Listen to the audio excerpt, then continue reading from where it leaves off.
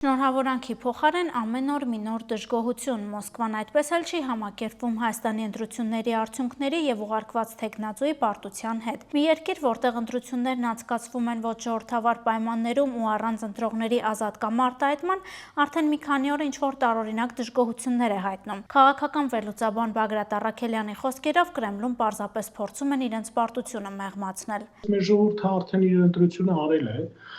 եւ Ռուսաստանը ստիպված է լինելու աշխատել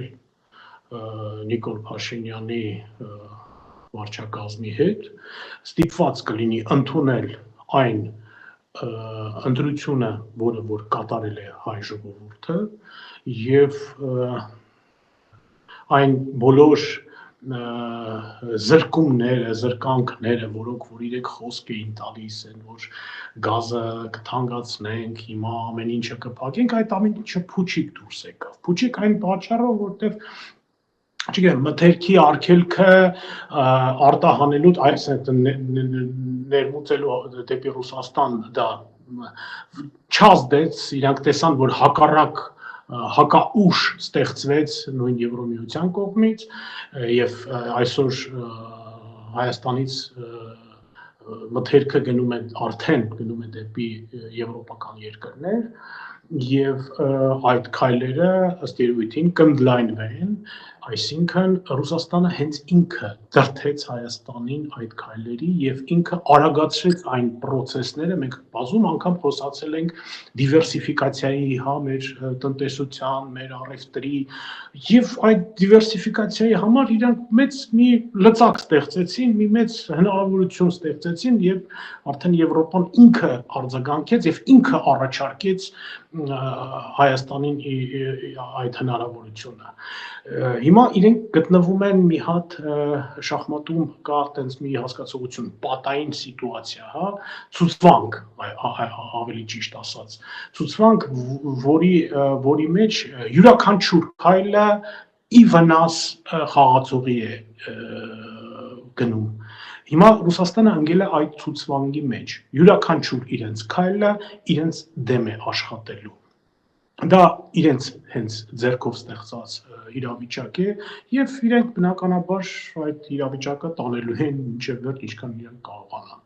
Որքան էլ Կրեմլին մոտ կանգնած փորձագետները պնդում են, թե Մոսկվան արդեն իսկ հաղթել է խորհրդարանում ունենալով պրոռուսական երկու խմբակցություն, Բագրատ Առաքելյանն այդ կարծիքը չի կիսում։ Իհարկե պարտություններ եւ իրենք դա հասկանում եւ գիտակցում են հիմա, որովհետեւ այն ռեսուրսները, որոնք որ դրված էին այն հաղթանակի վրա, որ իբրև թե սպասում էր իրենց առաջադրված այդ կալուգացի օլիգարխի վրա եւ մնացած ինչ-որ ուժերի վրա իրեն չարդարացրեց։ Հսկայական գումարների ծախսեցին, հսկայական ադմինիստրատիվ ռեսուրս ծախսվեց, մի հսկայական ցանց էր աշխատում Հայաստանում, գործակալական ինչ որս էլ գործում են եւ աշխատում են, ներքին մեր ուրեմն շարասյուններն էին աշխատացնում, հա, պրոռուսական, ոչ մի բան չգործեց, գործեց այնքանով, որ գործող իշխանությունը չստացավ լայն սահմանադրական մեծամասնություն։ Դա էր միակ իրենց նվաճումը, Հայաստանցիները հասկացան, որ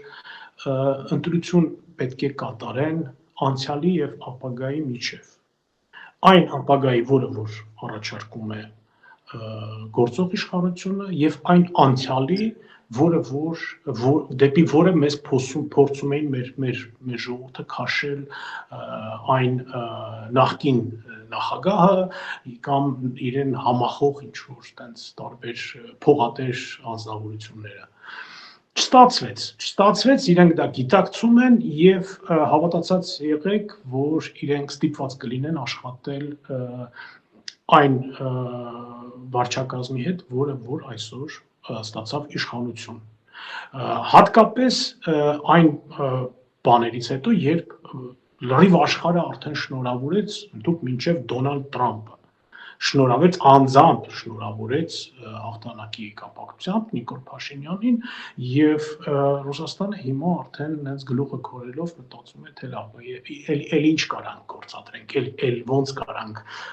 տակից դուրս գանք ըստ երևույթին իրենք կսպասեն մինչեւ ամսի 13-ներ հա այդ որ պետք է վերջնական տվյալները հայտարարվի, իրենք սպասեն այդ ամսի 13-ին, որից հետո ինչ որ օֆիցիալ Մարիա Զախարովան կամ չգիտեմ, ինչ որ մի պաշտոնյա ռուսական